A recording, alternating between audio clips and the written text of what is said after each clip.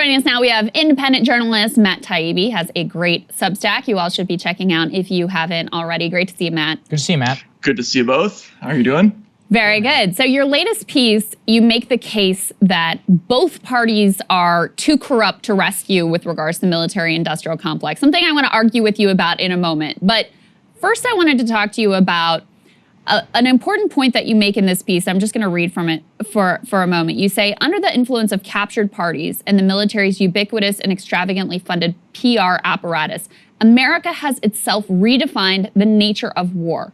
Armed conflict has gone from being an occasional unpleasant political necessity to the core product line of the American corporation. Just expand on that a little bit, because I think it gets to this important point of it's not an accident that we end up mired in these wars forever and facing these questions of like, oh, did we win? Did we lose? Well, the truth of the matter is the people who were propagating this war won. They won because they got billions and billions of dollars, and their political allies won because they got lots and lots of campaign contributions and potential employment after they finish their quote unquote public service. So just expand on that point for us, Matt. Yeah, I really believe, after covering a lot of stories on this subject across the last 20 years, that you can trace a lot of what went wrong in Afghanistan to the fact that we have this continually expanding massive defense budget. We are continually expanding our footprint of bases overseas. We have 800 bases in 80 different countries. We have special forces operations in as many as 70% of the world's countries at any given time. And this is a direct consequence of there being so many bureaucratic actors who have an interest in there being a mission. So when we have a situation like Afghanistan, we may have a limited mission at the beginning, which is either to go in and root out Al-Qaeda or to get bin Laden. But once all those different bureaucratic actors within the Pentagon get their hands on the mission, and they start saying things like, well, we got to build roads, we got to build a stable economy, we got to build independent radio stations. Next thing you know, you have this outgrowth of a mission that just never ends. And that's kind of the direction of where American military conflicts go now. It's just we're just built to create these occupations that don't have a definable mission and never end. Here's something that you write. And I think we have a tear sheet. Let's put that up there on the screen just so people can see exactly what you wrote. We need new institutions free of Pentagon influence, probably starting with a new political party. It doesn't even matter so much what such a party would stand for ideologically, as long as it adheres to one basic principle: don't accept contractor money. Why is it, do you think, that a new party is necessary, given the events of the last couple of weeks and what we've seen in terms of how both parties were actually not just comfortable, but exceedingly appreciative of forever war? Well, I mean, I developed that idea a long time ago. I did a story a couple of years ago about the inability of the Pentagon to conform with a legally mandated audit. It had been ordered back in 1992 to audit itself, and it's been putting it off ever since, and it declared itself inauditable a couple of years ago. And when I talked to aides in Congress about this, they said the reason we'll never get an audit of the Pentagon is because all of the relevant members of all the relevant committees depend on cash from the big five contractors. That will never end. And so because of that, we'll never be able to threaten the Pentagon with cutting off their funds, which means we'll never be able to get them to do anything like do proper accounting. And so as long as you have the key committees taking money from these contractors, you're never going to get movement on key issues involving military policy. It's just not going to happen. And so as little as I think there is perspective for a third party to really have influence, we either have to get comfortable with the idea that these kinds of things are never going to end, or we have to figure out some way to get rid of corporate money in politics, and specifically this kind of money in politics. So you go through what was basically done to Bernie in the Democratic primary, of course, first in 2016 and then this time around, which is all true. And I do not claim that the prospect of sort of taking over the Democratic Party with a Sanders-like movement is an easy or clear-cut prospect whatsoever. But it seems like it has a track record of coming a lot closer than a third party does at this point. And in fact, you could say on the Republican side that Trump did actually manage to do it. It just turned out that he was exactly the same as every other Republican, and is now putting out statements saying we should reinvade in Afghanistan to get our Jeeps back or some insanity like that.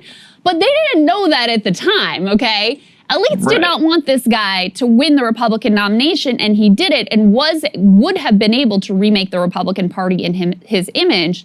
So doesn't it seem a lot more likely that you could affect that kind of change through the Sanders or Trump direction than starting a whole third party from scratch, which doesn't have a track record of success or anything close to it in the modern era?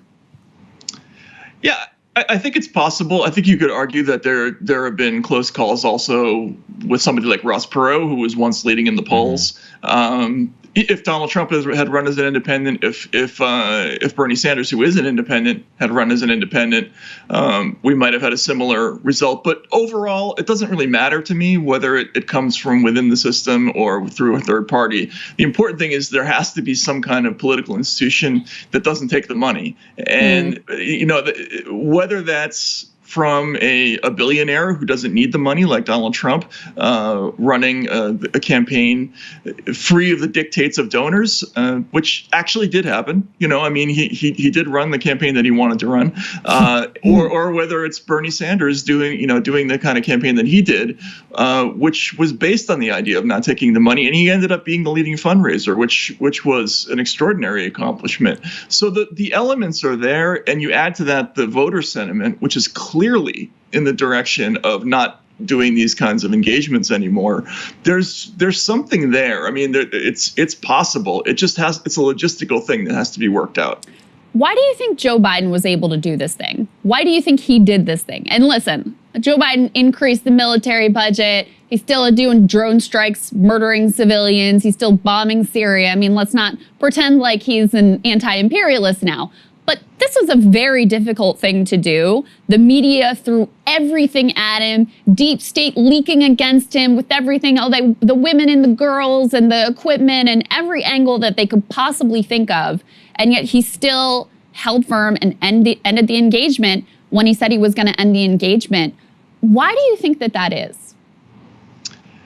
Yeah, that's an interesting question. I think Afghanistan, look, it's been 10 years since we had even a theoretical reason to be in Afghanistan. Yeah. I mean, once bin Laden was out of the picture, there was no logical reason for us to be there anymore. And it's been nothing but a catastrophe. And that war is no longer popular. It's a political loser for every party. Donald Trump actually scored quite a significant amount of points by talking about ending it. I think it's just internally within the Pentagon and within D.C., there was a lot of discussion like, look, we got to move on from this one. Like, even though there's still a lot of howling from the Bill Krystal types on TV about how we have to stay or we have to keep in the middle road, idea, which is insane. And it's amazing that that's still popping up. I think that's more about making sure that we don't leave early in the next engagement than it is about realistically going back into Afghanistan. I think that it's a propaganda reflex from these people. They know it's over in Afghanistan. The public is just not behind it anymore. So what is I think the most distressing part to me of this whole episode is it really showed me, Matt, and I'm curious what you think because you covered it actually more at the time and I wasn't there, which is that actually the media is still very cool with forever war. They still push it, the same assumptions, the same liars are elevated despite the fact that we knew they were lying all the way back since 2004.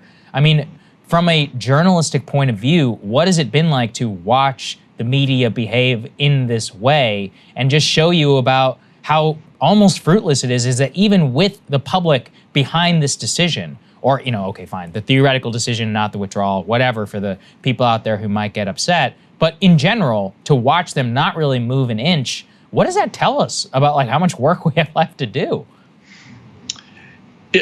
It's incredible how wide the dichotomy is between where the national media is on these issues and where the public is. And I think it's starkest with this issue. Maybe Maybe it's comparable with things like Wall Street reform, but this is the worst. I mean, the media was 100% all in on going into Iraq. On both sides of the aisle, they went so far as to unhire Jesse Ventura and fire Phil Donahue to make sure that it was like the total unanimity back then. And on Afghanistan, except for the Afghanistan Papers story, which was, I think, a fantastic piece of journalism that the Washington Post needs a lot of credit for sticking to, the press just isn't where the public is on this. If you traveled around the country in 2016, when Trump was actually scoring a lot of points talking about NATO and forever war, even though he was totally insincere, the press has never caught up to that sentiment. And I think that says a lot, among other things, about the influence that the Pentagon, the intelligence services still have over these big media companies. You just can't get booked on a big cable show if you have any kind of anti-war leanings at all. Yeah. And that's been true going back to the early 2000s, which I think is an amazing thing. Well, and Russiagate, as you have chronicled quite extensively, brought a lot of these people back and elevated them with a liberal to progressive audience in a way that, when you have a situation like this, turns out to be extraordinarily damaging. My last question for you, Matt, is it enough to end the contractor money in political campaigns? Because another one of the motivations is, after you finish your quote-unquote public service as a member of Congress, a lot of these people go and work in the defense industry, or they go and sit on a board. So even if you're not getting campaign cash, there continues to be a monetary incentive to carry water for these people. Yeah, and I think we saw that pretty graphically with Jay Johnson. He was appearing on television as the former DHS director, and it was conveniently left out that he is on the board of Raytheon currently, as he was talking about the middle ground, as a realistic way of doing things. Yeah, look, that's obviously the same kind of problem that exists with financial services reform, which is that if you work in the relevant committee, if you work in the Armed Services Committee, if you work in Senate appropriations, especially Armed Services appropriations, you have a guaranteed seven-figure income the instant you leave Congress. You can go and sit on the boards of any one of those companies, and it's a plum job that a lot of these members of Congress go straight to. They end up being essentially permanent lobbyists, and it's also true of people in the Pentagon. Like that's become a major part of what military service is all about. If you rise high enough in the procurement side of the military, then you leave and you go to work for Lockheed Martin, or you go to work for BAE or Raytheon or whatever it is, and that's how you make your money. And yes, you're right. So that there has to be something done about that. I don't know what it would be, like a longer wait period, but it's definitely a huge problem.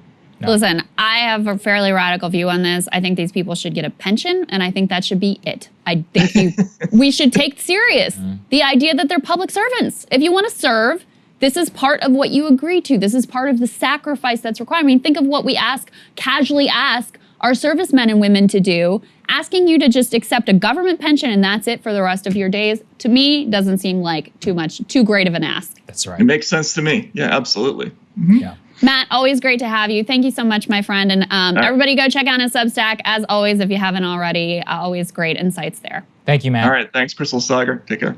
Take care. Man. Thank you guys for watching. We really appreciate it. It's just been, look, it's a solemn show, I think, to be able to bring the Afghanistan news to everybody. The war is actually over. And it means a lot that we have an ability in order to report it exactly the way that we want it to do. So Thank you guys so much for your support. Link is down there in the description to become a premium subscriber today and all of that. It's just been really one of those episodes that crystallized why we do what we do here every day. So thank you very much. And Krystal, I'm going to miss you. You'll be back next week, so nobody worry. Marshall will be here with me. It's going to be a great time. Taking a little time for the long weekend, guys. I'll be back here on Thursday. And you're going to be off on Monday for Labor Day as well. That's right. We'll take Labor. You'll be here in the studio with Marshall on Thursday, which should be a great show as well. Marshall always has great insights too. See you guys very soon. Enjoy. We love you. We're so grateful for you. Have a good one.